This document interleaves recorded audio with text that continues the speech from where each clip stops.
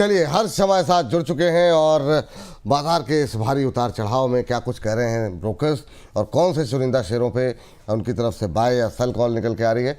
हर्ष से बताइए, आज की शुरुआत कहाँ से करेंगे? जी, पावर सेक्टर से अडानी पावर की बात कर लेते हैं हम लोग यहाँ पर। और अगर हम लोग अडानी पावर को देखें यहाँ पर, तो एंटीक की रिपोर्ट आई है यहाँ पर, और आप ये देखिए खरीदारी की सलाह 187 रुपीज़ प्रति शेयर के भाव का इन्होंने लक्ष्य दिया है। इनका ये कहना है कि भारत में जिस तरीके से बेस लोड पावर डिमांड बढ़ रही है, कंपनी को आने वाले दिनों में उससे फ़ायदा होगा। जिस हिसाब से यहाँ पर डिमांड और सप्लाई का गेम होगा, उससे कंपनी को क्षमता और कैपेसिटी बढ़ती हुई दिखेगी। अब इन्होंने ये कहा है कि यहाँ पर एफआई वित्त वर्ष 2025 से लेकर वित्त वर्ष 2033 तक जो है कंपनी की क्षमता 18.5 गीगावाट से बढ़कर जो है करीब 42 गीगावाट तक पहुंच सकती है, यानी कि करीब 2.3 गुना जो है इसका विस्तार होता हुआ कैपेसिटी में देखने को मिल सकता है। Multi year earnings up cycle की उम्मीद मान के चल रहे हैं, ना सिर्फ मतलब और दूसरे सोर्स से भी कंपनी की जो है कमाई बढ़ती हुई दिखेगी यहाँ पर, इस मायने से समझिए तो। इसके अलावा यहाँ पे इंडिपेंडेंट पावर प्रोड्यूसर से कंपनी अब बदलकर सबसे यहाँ पर कुशल private base load power producer भी बनने जा रही है यहाँ पर। तो ये तमाम फैक्टर्स के हिसाब से इनको जो है स्टॉक इस लिहाज से उन्होंने टारगेट्स दिए हैं। चलिए, 187 यानी कि 40 रुपये ऊपर के टारगेट यहाँ पर दिए जा रहे हैं। क्या कहा जाए अरुण सर, मतलब पावर तो चलने को राजी नहीं है और रिपोर्ट्स आती रहती हैं, चाहे एनएचपीसी हो, अदानी पावर हो, बहुत सारे पावर स्टॉक्स पे शेयर नहीं चल रहे हैं। सर, क्या व्यू है आपका अदानी पावर को लेकर के? विपुल जी, मेरा पॉजिटिव व्यू है। इनफैक्ट अडानी पावर और टाटा पावर दोनों पे भी है, पर स्टॉक्स चले नहीं है, ये मानना पड़ेगा। टाटा पावर भी नहीं चला है, अडानी पावर थोड़ा मोमेंटम जरूर दिखा रहा है, पर कहीं ना कहीं मुझे लग रहा है विपुल जी धीरे धीरे ये इंचअप कर रहा है और 155 की तरफ स्टॉक बढ़ना चाहिए। जो जहां तक शॉर्ट टर्म की बात है, मुझे लग रहा है 155 156 तक के टारगेट आएंगे, नो डाउट। अभी ये ऐसा कोई सेक्टर नहीं है या ऐसा कोई माहौल नहीं बना है जहां पे पावर में मोमेंटम आए, पर कहीं ना कहीं बजट के आगे थोड़ी बहुत बातें वापस इस सेक्टर के लिए भी शुरू होगी, तो 155 तक के टारगेट्स मुझे लग रहा है इसमें आने चाहिए। ठीक, ये बात अदानी पावर को लेकर के निकल के आई है। उम्मीदें यहाँ पर काफ़ी ज़्यादा हैं, जल्दी से जल्दी उम्मीदें पूरी हों पावर क्षेत्र को लेकर के, तो ये हम भी चाहते हैं। बताइए हर्ष, अगली कंपनी कौन सी? ये अगला भी जो स्टॉक है इसी सेक्टर का है और इसी की प्रतिद्वंदी कंपनी टाटा पावर की बात कर लेते हैं यहाँ पर। और यहाँ पे मोतीलाल ओसवाल की रिपोर्ट आई है, खरीदारी की सलाह दी है और 500 रुपये के इन्होंने यहाँ पे टारगेट्स दिए। सबसे पहले इनका कहना है कि FY25 के मुकाबले यहाँ पर आने वाले दिनों में जो ग्रोथ के टारगेट है वो दुगने हैं, यहाँ पर डबल होते हुए यहाँ पे ग्रोथ देखने को मिल सकती है कंपनी की।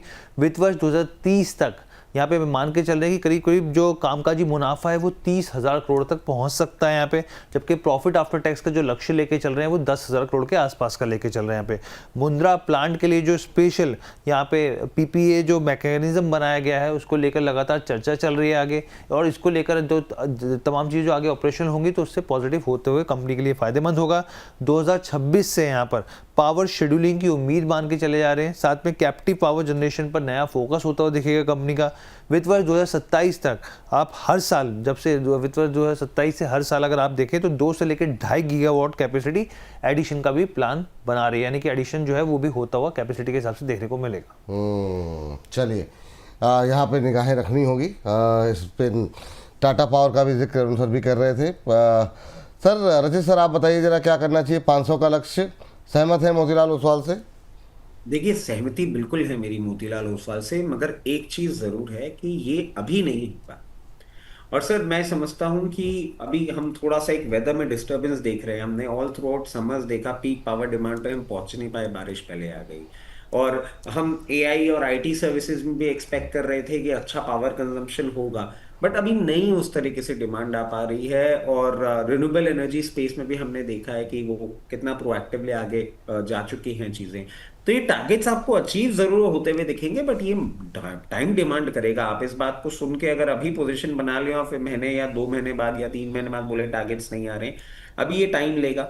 और फ्रेश पोजीशन के लिए मैं आपको यही बोलूंगा कि एज ऑलवेज भाग के कुछ भी नहीं पकड़ना होता है। 368 रुपए के आसपास आए, वहां पे आप चाहें तो पोजीशन बनाइएगा, और 500 रुपए हाथ के हाथ तो नहीं, पहले इसको एक बार 424 का एक हर्डल है उसको क्रॉस करने दीजिए, मेंटेन करने दीजिए, उसके बाद तो ये 1-2 साल अगर आप होल्ड करते हैं तो ये टारगेट्स आपको जरूर देखने को मिल सकते हैं। चलिए, तो यहाँ पे नजरिया आपको लंबा रखना होगा, तब ये लक्ष्य जो है वो पूरे होते हुए दिखाई देंगे। अगली टिप्पणी हर्ष क्या होगी? जी, सीलो वर्ड की बात कर लेते हैं यहाँ पर हम लोग। तो आप ये देखिए, इन्वेस्टेक की रिपोर्ट है, बिकवाली की सलाह दी इन्होंने, 530 रुपए के लक्ष्य दिए।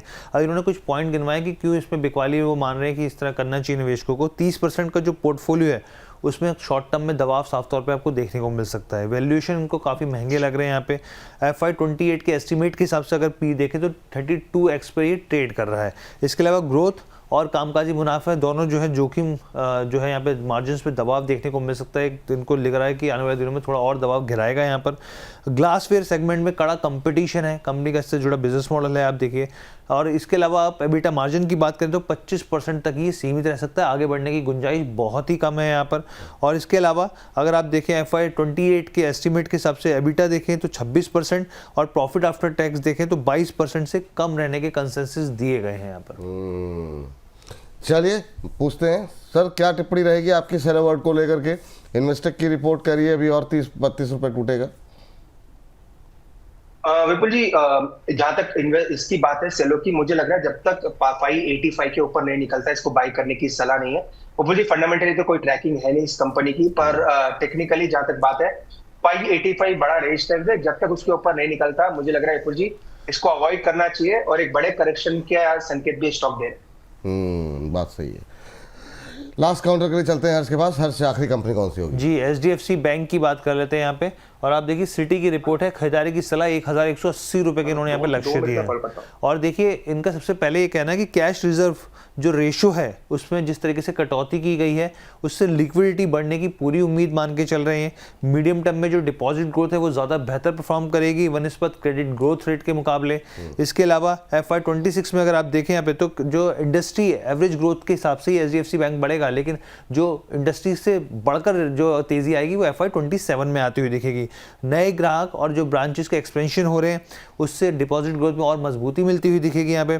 और एक्सपेक्टेड जो क्रेडिट लॉस फ्रेमवर्क है उसमें RBI ने जिस तरीके से स्पष्टता की मांग करी है तो रिपोर्ट में कहा गया कि हम लोग इसके ऊपर नजर बनाए रखेंगे। ठीक। HDFC बैंक, रजिश सर कैसा लग रहा है आपको? सिटी की रिपोर्ट से सहमत है? तो देखिए ये लेवल्स आपको जरूर आते हुए दिखेंगे, बट इसमें ना एक प्रॉब्लम है, ये एक अल्ट्रा लॉन्ग टर्म कंसोलिडेशन की फेज में चला गया। आप देखिए हम रिलायंस, HDFC, ICICI बैंक इनकी बात करते थे, सब चल गए। ये अकेला क्यों नहीं चल रहा है? इसको एक बार आपको ब्रेकआउट के लिए वेट करना पड़ेगा। 1024 के ऊपर क्लोज करेगा, उसके बाद ही ये लेवल्स आएंगे। और हो सकता है इन लेवल्स के लिए ये आपको आने वाले एक क्वार्टर तक और झुला दे, या तो ये रिजल्ट्स और गाइडेंस जो अपने दिसंबर क्वार्टर एंडिंग की देंगे वो इतनी अच्छी दे दें कि कुछ चेंज होता हुआ दिखे। अगर नहीं होता है तो अभी ये झुलाएगा सर, टारगेट में भी थोड़ा टाइम लगेगा। टारगेट में थोड़ा टाइम लगेगा, ये बात यहाँ पर निकल के आई है। अरुण सर, कोई डिस्क्लोजर आपकी तरफ से? विपुल जी, काफी स्टॉक्स पे बात हुई है। डेफिनेटली क्लाइंट्स के पास पोजीशंस रहेगी, कहीं ना कहीं हमने भी सलाह स्टॉक्स पे दे रखी है। पर्सनली मेरे पोर्टफोलियो में कोई भी स्टॉक नहीं है। और ये विपुल जी एक छोटी रिक्वेस्ट है सभी से, बार बार मैं करता हूँ, जब भी रिकमेंडेशन देते हैं विपुल जी स्टॉप लॉस टारगेट जरूर फॉलो करें। कभी कभी शो में आना होता नहीं है, तो होता है कि स्टॉप लॉस ट्रिगर हो जाते हैं, कभी कभी ऊपर भी चले जाते हैं स्टॉक्स, तो टारगेट भी आ जाते हैं, दोनों चीजें होती है। पर चूंकि मार्केट पिछले 20-25 दिन खराब रहा है तो ज्यादा स्टॉक्स नीचे गए हैं। तो जब भी स्टॉक्स रिकमेंडेशन आती है विपुल जी स्टॉप लॉसेस जरूर फॉलो करें। स्टॉप लॉसेस फॉलो करेंगे तो नेक्स्ट रिकमेंडेशन हम जरूर ले सकते हैं। इसलिए सबसे रिक्वेस्ट रहेगी विपुल जी स्टॉप लॉसेस फॉलो करें। बाकी कोई भी स्टॉक्स मेरे पर्सनल पोर्टफोलियो में नहीं है, जो भी स्टॉक्स हमने आज डिस्कस किए। बहुत बहुत शुक्रिया, बहुत बहुत धन्यवाद आपका आज की इस चर्चा में जुड़ने के लिए, अपना महत्वपूर्ण समय देने के लिए। स्टॉप लॉसेस अवश्य फॉलो करें, खाली टारगेट पे निगाहें मत रखें।